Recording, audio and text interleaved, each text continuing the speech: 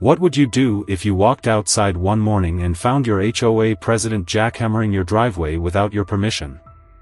Not a construction crew, not a hired contractor, just a middle-aged woman in a brand new safety vest, wielding heavy machinery like she was starring in a demolition reality show. I never thought I'd have to answer that question, but life in Willow Creek Estates had been anything but normal since Marge Thompson took over the HOA. The woman was on a mission, not to improve the community, not to help the neighborhood thrive, but to rule it with an iron fist and a clipboard. If you dared to challenge her absurd rules, you became her next target. For months, I had managed to avoid her wrath, mostly by keeping my head down and working long hours. But one day, Marge found a reason to come after me, my driveway. It was 2 years old, completely functional, and in perfect condition, except for one thing. According to Marge's expert analysis, a slightly darker patch of concrete was ruining property values. Never mind that every driveway in the neighborhood had natural weathering. Never mind that the HOA had approved it when I moved in. To her, my non-uniform concrete shade was an unforgivable crime. At first, I thought she was joking. The HOA guidelines clearly state that all concrete surfaces must maintain a consistent gray tone, she said, standing at the edge of my property, measuring my driveway with an actual ruler. I laughed. Marge, it's concrete. That's what happens when it ages. She didn't laugh. Instead, she pulled out her clipboard, scribbled something down, and handed me my first violation notice. That was just the beginning. Within weeks, the notices piled up. The fines started rolling in. And the threats of escalated enforcement loomed over me like a storm. I appealed to the HOA board, but Marge had manipulated her way into complete control. No one would challenge her, because no one wanted to be her next victim. I had no idea just how far she would go to get her way. But on the morning I found 2 nails embedded in my tire and heard the sound of a jackhammer tearing into my driveway, I realized Marge wasn't just a nightmare HOA president. She was a full-blown menace. I knew Marge Thompson was power-hungry, but I hadn't realized just how far she was willing to go until I started digging into the HOA's financial records. At first, I had only intended to challenge my driveway violation, maybe find a loophole that would force Marge to back off. But what I found was so much worse than an overzealous HOA president with a clipboard. Marge wasn't just issuing random fines for fun, she was profiting from them. It started when I reviewed the records of my own violation fines. The payments weren't going into the normal HOA maintenance fund. Instead, they were listed under a vague discretionary fund that had no clear explanation. That's when I checked the fines issued to my neighbors. The Rodriguez family, who had been cited for playing music too loudly, had paid a $200 fine, but that money wasn't accounted for anywhere in the HOA's budget. The Miller family, who had been fined for using non-approved balloon colors at their daughter's birthday party, had paid $75, and yet, their payment had simply disappeared from the HOA's records. At first, I wondered if it was a clerical error. But then I noticed something else. Marge had installed a brand new patio around the same time the Rodriguez family was fined. She had new custom mailbox fixtures installed just a week after the Millers paid their fine. Even her driveway, her perfect, uniform gray driveway, had been resealed recently. I felt my stomach twist. She wasn't just enforcing ridiculous rules, she was using our money to fund her own home improvements. I wanted to blow the whistle immediately, but I knew I needed more proof. So I waited.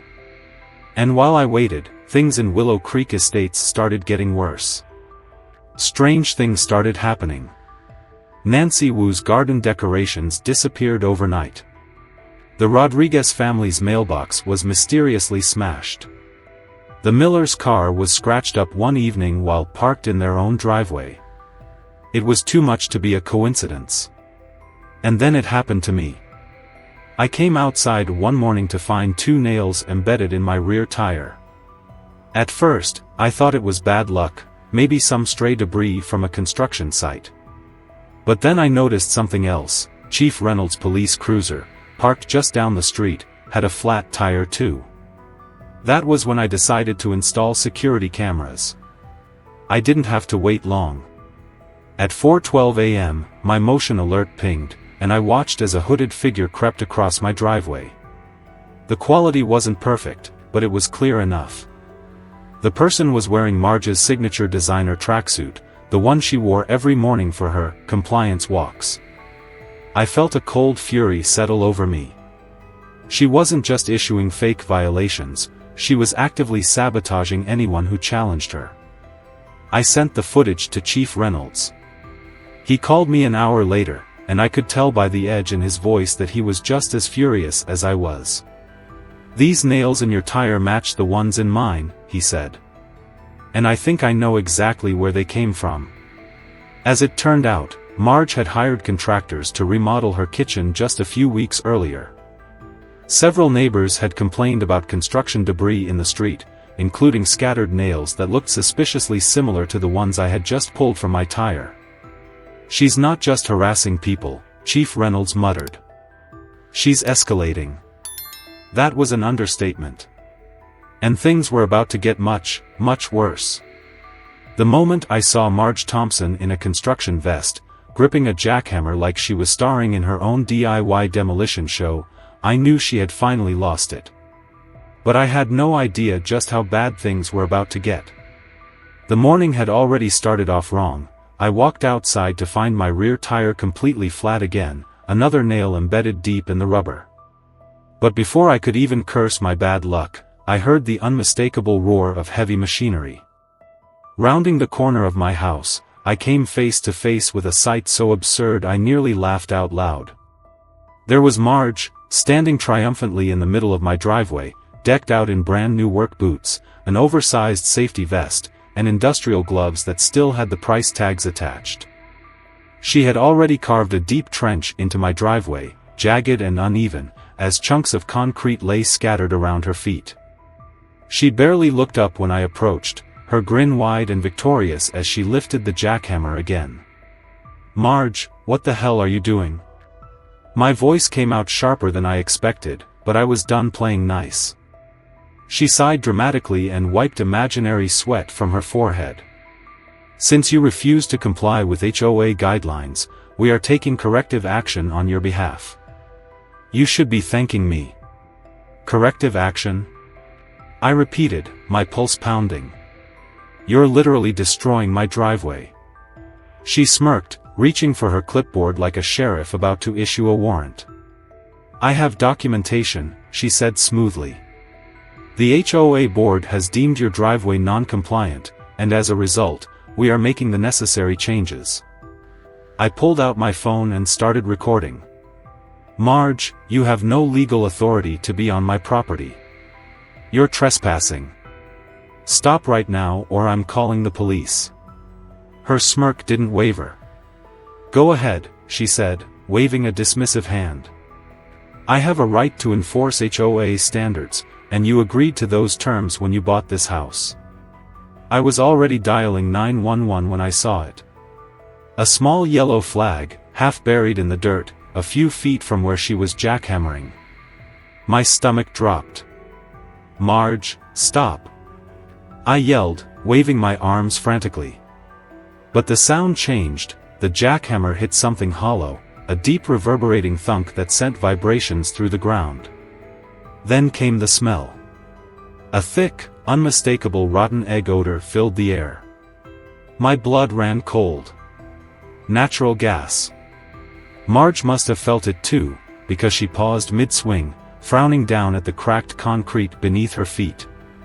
That's when Bill Henderson, my retired firefighter neighbor, came barreling out of his house, his face a mask of horror. "Everyone get back," he bellowed, his voice booming down the street. "That's a gas line. Evacuate, now." Panic hit instantly.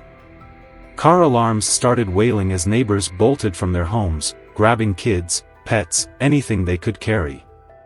Marge stumbled back from the jackhammer, her face pale, but she was too stunned to move.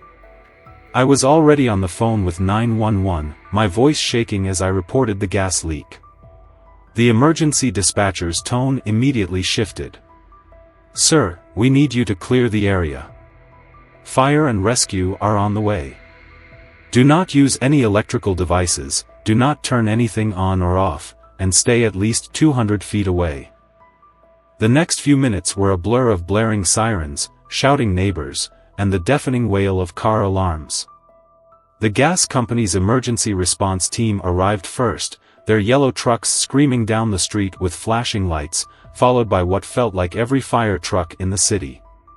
Bill took charge, his years of emergency training kicking in, guiding panicked neighbors away from the danger zone. I saw him grab Marge's arm and drag her back before she could do anything else stupid. Then the police arrived.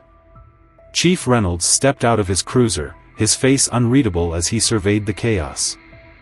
His eyes landed on me first, then on the abandoned jackhammer, and finally on Marge, who was still standing there, frozen like a deer in headlights. For the first time since this nightmare started, she looked truly afraid. The crowd had gathered at a safe distance, whispering, filming, some live-streaming the entire disaster.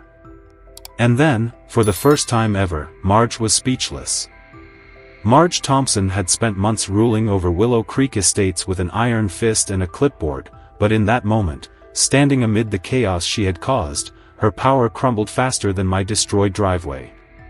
The gas company's emergency response team worked fast, shutting off the gas supply before it could ignite into something catastrophic.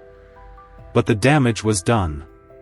The entire street had to be evacuated while crews assessed whether the rupture had compromised other utility lines.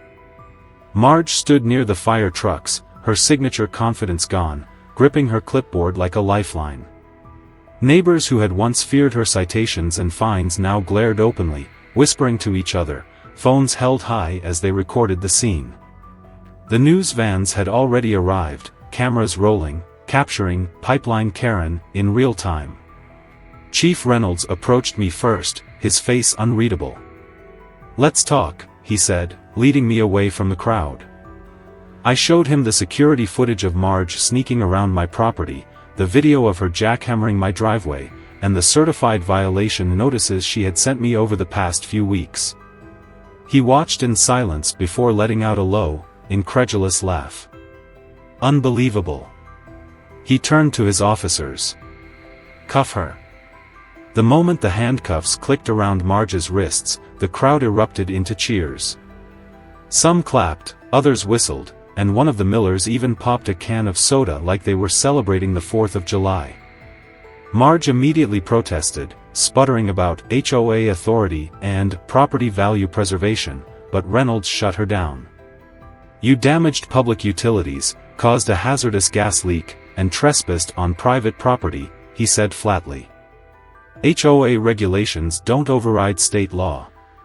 You're under arrest." As she was led to the police cruiser, a new voice cut through the commotion. "You all need to hear this," Nancy Wu called out, holding up a thick folder. "I've been documenting everything Marge has done."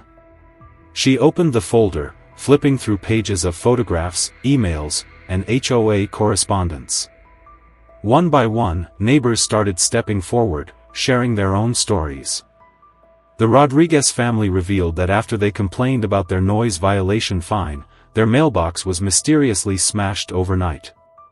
The Millers described how, after their birthday party citation, their car was scratched up in their driveway.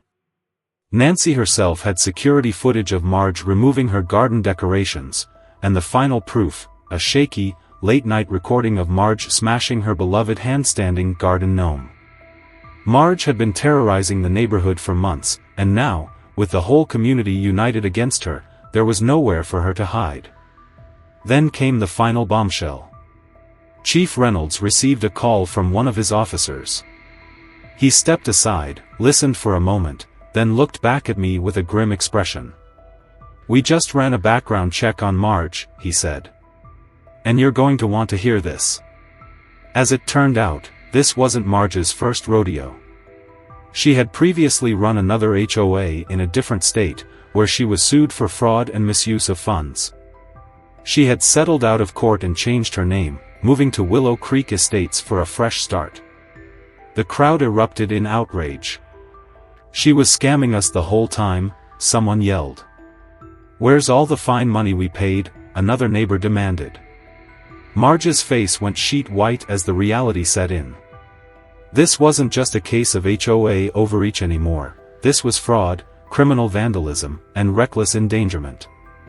The HOA board held an emergency meeting that same night, attended by more residents than any meeting in the neighborhood's history. Marge's seat sat empty, her nameplate hastily removed. Linda Parker, the board's treasurer, stood at the front, addressing the crowd. "In light of today's events, we have voted unanimously to remove Marge Thompson from the HOA board," she announced. The room burst into applause. Then Nancy stepped forward. "We're also introducing a full financial audit of all fines collected during Marge's tenure," she added. "And any money misused or stolen will be reimbursed to the community." That announcement got a standing ovation.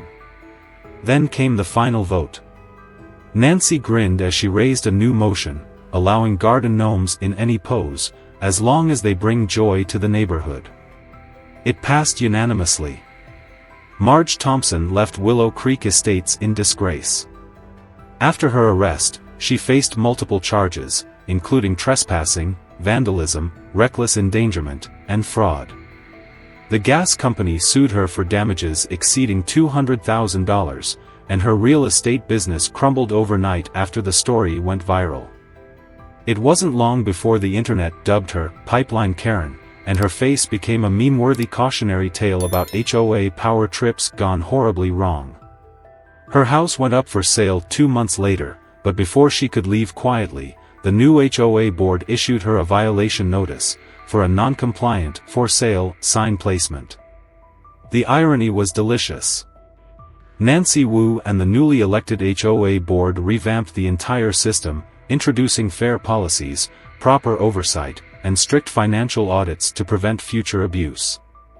All unjust fines issued under Marge's rule were refunded, and any remaining funds were used for actual community improvements, like repaving roads and updating the neighborhood park. James Carter's driveway, the battleground of the entire conflict, remained untouched.